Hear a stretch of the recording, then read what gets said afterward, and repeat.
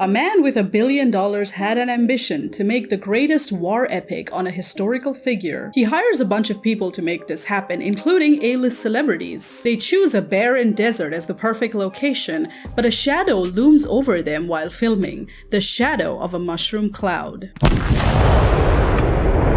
They paid no mind to it. The rattling ground, just some atomic testing happening nearby, nothing to worry about. The sand being blown at their faces, just the wind being rowdy. The abnormally hot ground under their feet, just the harsh sun of the Nevada desert. What this film crew would soon find out that they were the sitting ducks of one of the worst radiation disasters America had ever seen. A disaster that will soon claim the lives of everyone around it. By the way, I usually clip this microphone to my shirt, but I saw a lot of creators do this. So I'm just trying it out. Back in the day, Hollywood was dominated by the Big Five: MGM, 20th Century Fox, Warner Brothers, Paramount Pictures, and a surprise entry in the list, RKO. That's because RKO, or Radio Keith Orpheum, was not as big as the other four and were usually losing money in almost all of their films. But because one of their movies called Cimarron won an Oscar, it gave them enough legitimacy to be recognized as one of the giants in Hollywood. However, they also had another problem: the lack of a proper mogul as its CEO. Enter Howard Hughes. Now,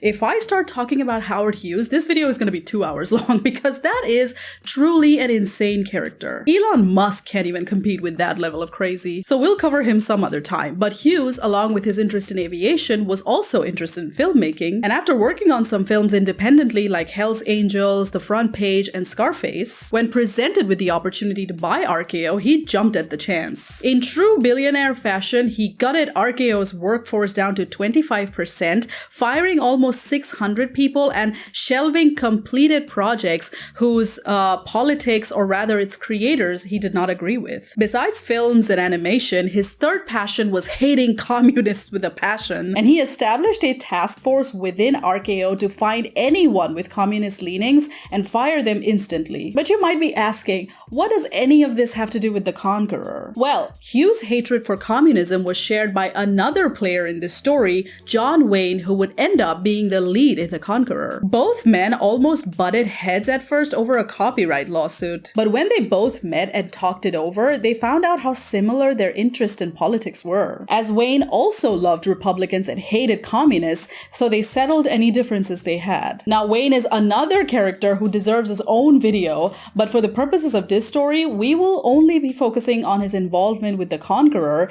and what that did to him in his final years. Now, Wayne is perhaps the most recognized cowboy in Hollywood in his own time and even today. And when he met Hughes, he had already done about 50 westerns. He actually met Hughes in hopes of getting his movie idea funded, a story called The Alamo based on a real battle in Texas. And Hughes agreed on the condition that Wayne star in a few of RKO's films. Wayne happily agreed, but he soon found out that, Hughes was more interested in blowing him off at even the mention of The Alamo, and instead had his mind set on another idea, the retelling of the life of Mongol conqueror Genghis Khan for the big screen. British writer Oscar Millard was hired for the monumental task of transforming this and pillaging warmonger into something more digestible for the American audience. So Oscar focused the script on Genghis Khan's wife Borte and just made shit up everywhere else. He made the script so dialogue heavy with archaic English that Wayne couldn't even remember his lines by the end. Hughes then hired Dick Powell as the director of the film,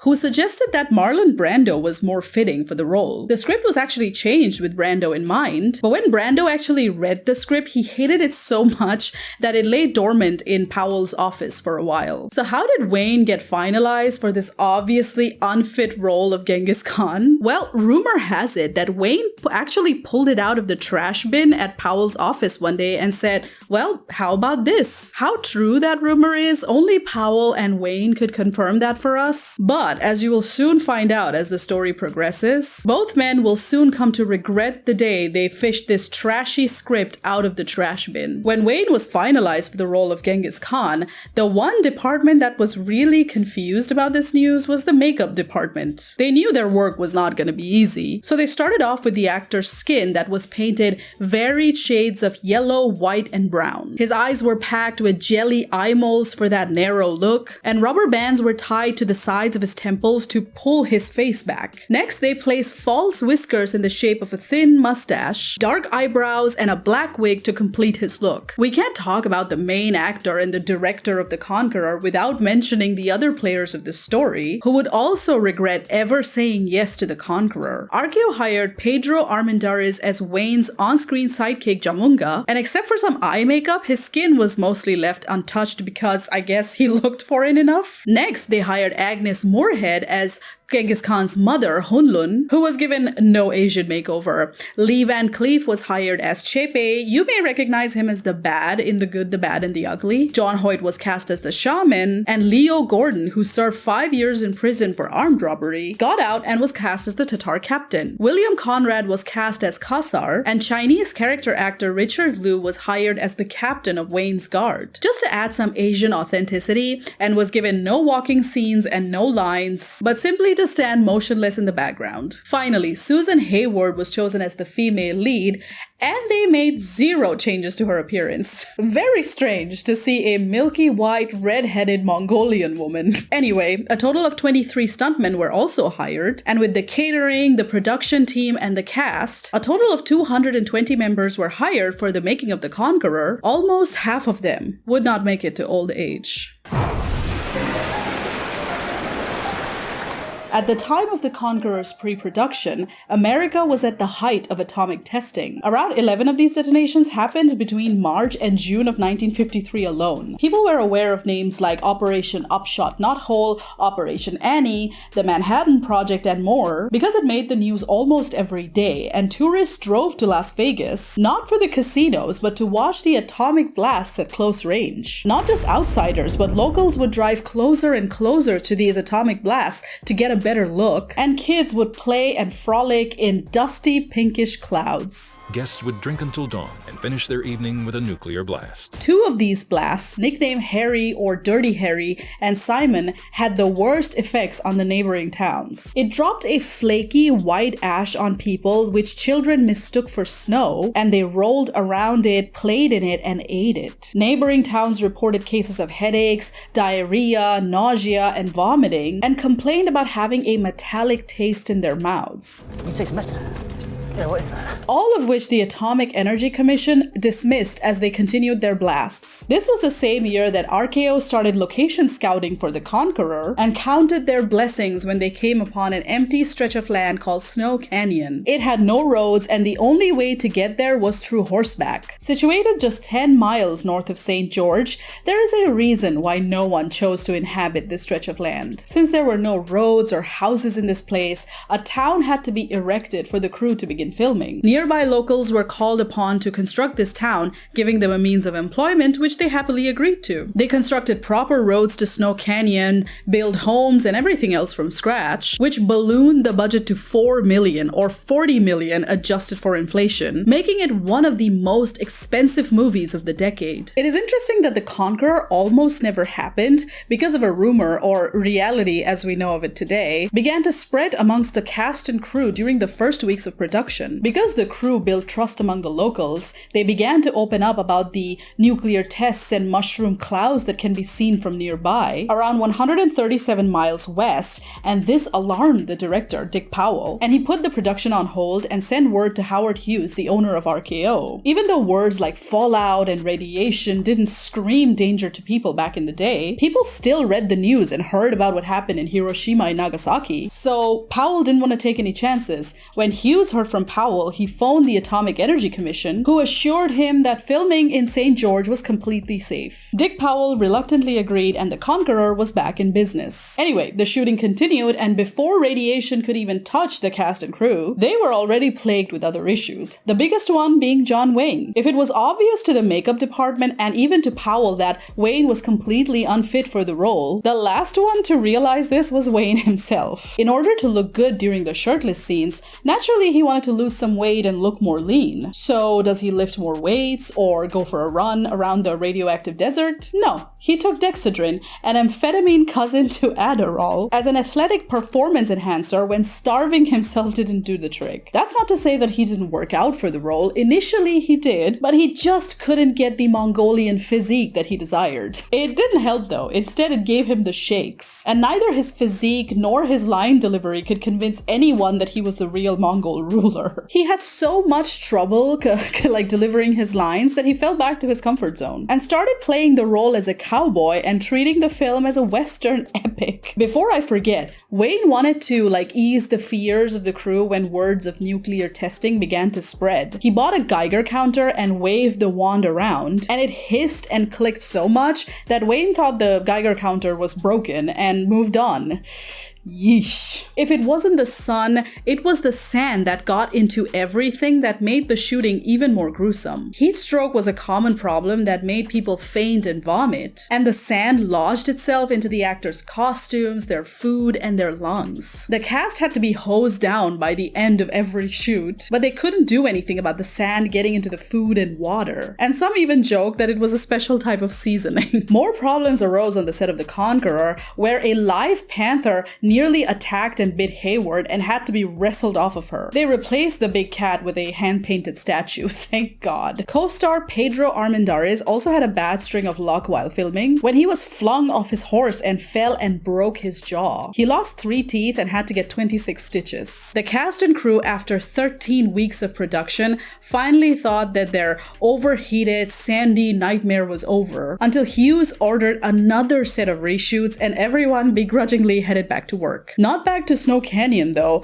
but most of the good stuff from the Conqueror set were brought back to RKO sound stages in Hollywood. About 60 tons of dirt, wood, sand, and costumes sat on the floor until one day a tipped lantern had set all of the items ablaze. We still don't know if this radioactive sand survived this fire, but one could say that this was truly a cursed production. Shockingly though, their problems had only just begun.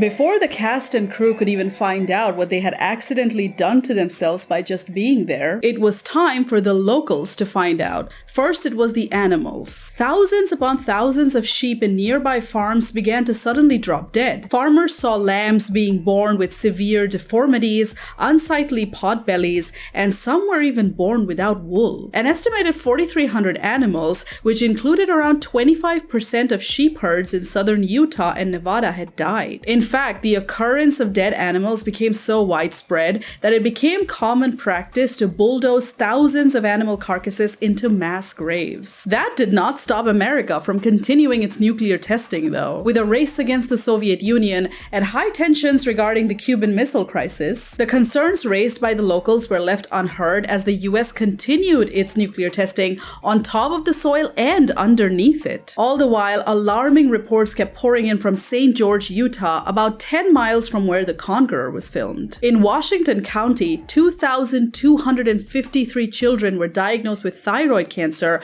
mostly newborns. 75 cases were reported from just one school. Birth defects and mental disabilities also began to increase, and adults weren't safe from it either. A rising number of lymphoma, breast cancer, melanoma, bone cancer, brain tumor, and gastric cancer began showing up in adults, and the rates failed to decline well into the 1960s. Physicist Harold Knapp, whose findings later on became very important in understanding the gravity of the damage, estimated that 400,000 American infants had died due to medical problems directly caused by fallout, along with birth defects like lower immune systems and smaller birth weights in living children. He said, quote, 1 in 3 children who died before their first birthday in America in the 1960s died because of peacetime nuclear testing. The community that lived close to these nuclear testing sites started referring to themselves as downwinders, as they felt the worst of its effects. And one of the groups that were a part of the downwinders but were actually oblivious to it were the cast and crew of The Conqueror. Did they meet the same fate as the locals? Let's start with the director of the film, Dick Powell. After The Conqueror, he was doing pretty well for himself as the president of 4-Star Productions and also hosting a TV show. All the while, he was also trying to mend relations with his family. He went on a lengthy boating trip with them in the summer of 1962, and that's where his family noticed him look more tired and pale than usual. He had also lost a lot of weight and frequently complained of back pain. He went to the doctor after his trip, and that's where he was diagnosed with throat cancer in mid-September. He was hospitalized and was given cobalt radiation therapy, but the cancer spread too quickly towards his chest and lower back, and he fell into a coma on New Year's Eve. Dick Powell died on January 2, 1963. He was 58 years old. Next was Pedro Armendariz, the man who played the sidekick in The Conqueror. He was having an even better career as an actor after working on the film, as he got a prominent supporting role in a James Bond movie From Russia with Love. But before filming even began, he was concerned about a growing pain in his hips and went to the doctor to get it checked out. The doctors found an inoperable cancerous tumor in his lymph nodes and informed him that it was terminal unless he began radiation treatments immediately. Armendariz passed on the treatments because he wanted to continue shooting From Russia with Love, not simply to distract himself, but to make sure that his family remained financially secure after his passing. They shot his scenes ahead of production as his appearance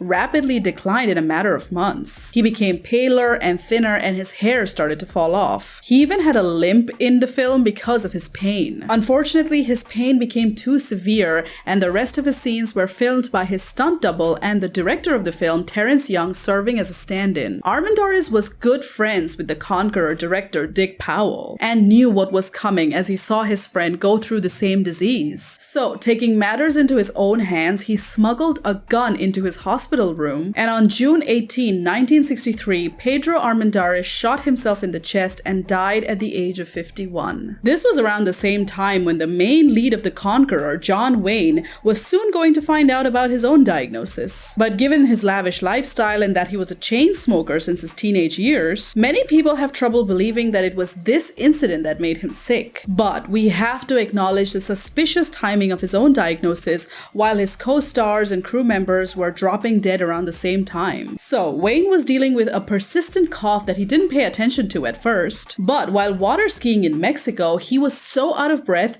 that he couldn't even get himself out of the water. That spooked him, and he paid a visit to the doctor and was shocked to find a golf ball-sized tumor on his left lung that showed up on the x-rays. He went for emergency surgery and opted to remove the lung entirely, which actually worked, but Wayne fell into a deep depression on his return home. But it seemed that he beat cancer. But not for long. Before we continue with John Wayne, the 1970s were not kind to the supporting cast of The Conqueror, and even the mostly forgotten quiet deaths of the behind-the-scenes crew, namely cinematographers Carol Clark, Leo Tover, and Harry J. Wild, makeup artists Webb Overlander and Mel Burns, art director Albert S. D'Agostino, set director Al Orenbach, sound designer Terry Kellum, stuntman Cliff Lyons, and associate producer Richard Sokolov.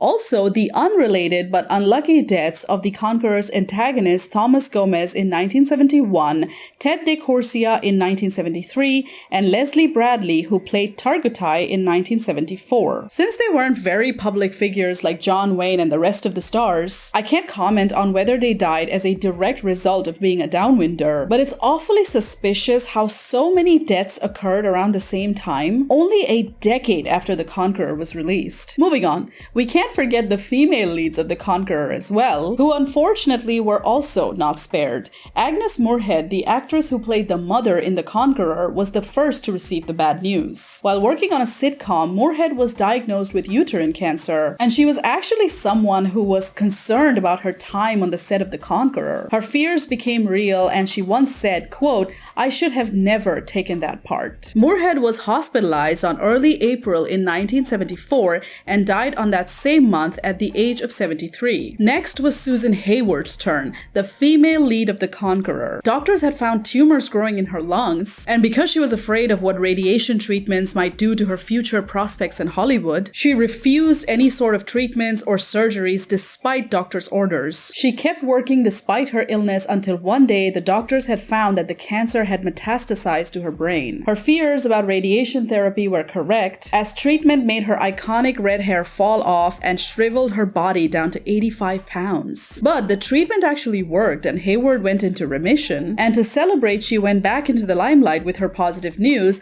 and attended a Hollywood party in April 1973. At the party, she suddenly lost control and had a seizure, and when she was taken to the hospital, the doctors realized that there were about 20 new tumors in her brain as the cancer grew rapidly. She continued her treatments and tried to push through her pain one last time as she went to an awards show, but even at the ceremony, she suffered a powerful seizure and had to be carried back to the hospital in a stretcher behind the scenes. She had one massive seizure again on March 14, 1975, where she bit off her own tongue. She died right there at home at the age of 57. Another female actress, Jean Gerson, had taken the role of the slave girl in The Conqueror. She was diagnosed with skin cancer in 1965, which was cured, and then was again diagnosed with breast cancer in 1975. Unlike Moorhead and Hayward, Gerson did not choose to stay away from the limelight. She went to television programs like NBC's Primetime with Tom Snyder to talk about the radiation aftermath on the set of The Conqueror and how it completely ruined her life and career after getting a mastectomy and chemo treatments. This was around the same time when a reporter named Brennan was investigating what really happened on the set of The Conqueror and how the cast and crew were dropping dead one by one, so the general public were becoming aware about this event. Brennan's article also stressed that the government, an institution that John Wayne, a staunch Republican, truly believed in, may have been responsible for this colossal fuck-up. Speaking of Wayne, his problems didn't go away after his lung removal surgery. He was well on his way into the 70s, dedicating his life to fighting the boogeyman that is the political left, but his health continued to fail. After getting a mitral valve replacement due to heart problems and suffering from chronic bronchitis, he found his old enemy returning one last time. Doctors found gastric carcinoma in his stomach and cancer cells in his lymph nodes, and he had to get his entire stomach and gallbladder removed, turning his small intestine into a makeshift stomach for the rest of his life. This, along with continuous radiation treatments, completely took away his appetite and shrunk him down to 180 pounds, which was very small given his tall and bulky frame. During his final weeks, Wayne slipped in and out of his coma and was having trouble recognizing anyone in his vicinity. He requested a Catholic baptism on June 10 and was administered his last rites. On Monday, June 11, 1979, Marion Mitchell Morrison, known famously as John Duke Wayne, died age 72 of cardiac arrest caused by gastric cancer. Brennan's article had revealed the actual death toll of the cast and crew of The Conqueror. Out of the 220 members, 91 of them had contracted cancer since 1954, and 46 out of the 91 had died. Howard Hughes soon passed away after that, and it had nothing to do with the film. In fact, he had never stepped foot on the set of The Conqueror, although that man had bigger demons than nuclear radiation, but that's for another time. Before I end this, I gotta admit something. I almost didn't make this video. I've posted a lot of movie reactions on my channel, but this type of videos are how I actually started my YouTube career. But I thought, I've been making reactions for so long, surely people are not gonna want to see these type of detailed research content, right? So when I was almost ready to give up on these types of videos, one of my creator friends, Eric Wen, whom I have watched for about 3 years now and admire his work, hit me up one day and just chatted with me about where I wanted to go with my videos. He listened, he gave some good advice, but more important than that, I just wanted to shout him out for giving me that confidence boost I needed. Because for someone to actually listen to my fears about making these types of changes to my channel and actually providing valuable input was the push I needed to not give up. You're a real one, Eric, and guys, please go check out his channel. It's a goldmine of amazing MBTI personality videos on famous celebrities, which actually became a very helpful tool to create new characters for my novel, I'm not gonna lie. Thank you for supporting a fellow creator, Eric, and thank you guys for watching to the very end, and I will see you next video.